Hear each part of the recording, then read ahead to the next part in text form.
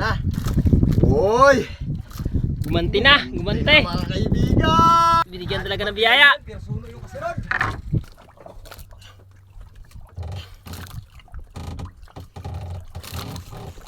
Ganyan pala maglagay ng pain-main mga idol. Yan, grabe. Ang lupit talaga ni kaibigang Swan TV Fishing. Dalawang TV. tangkal galing sa tingga mga kaibigan. Sabit sa malaking daliri. Balik. Sabay ikot. Dalawang bisis. Isa. Dalawa. Okay na yan mga kaibigan. Tapos, Ariyan na. arya na. Yun o.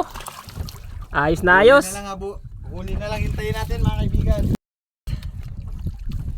Malabong maging suno to mga kaibigan. Kasi yung hila ng suno ay mintin lang. Baka natin to para makahabol tayo sa sunod na area. Torsilyo. Torsilyo mga kaibigan. Kuridas na to mga kaibigan. 130 na rin to. Hira na to. Yan mga idol. Huli tayo. Maliit lang. Ayos. Pero goods na to. Makakaipon din yan mga kaibigan. Kahit pa konti-konti. Mahal pa naman ang isda ngayon. Torsilyo. Anong isda yan mga kaibigan? Uy! Barakuda na naman!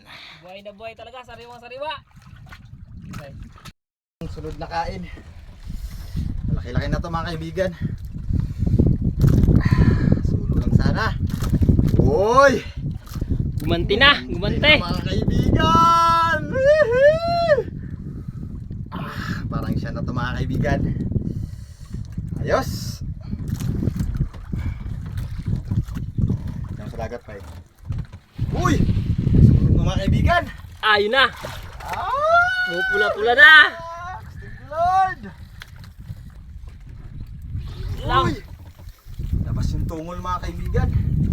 Yung mga gantong labas yung tungol mga kaibigan, bihira ng mabuhay pero subukan natin. Baka sakaling Mabuhay. mabuhay pa. Mas mahal yung presyo ng isdang to pag buhay. Yan, ganyan pala magpalabas ng hangin mga idol. Ayos na. Nakahuli na din kami.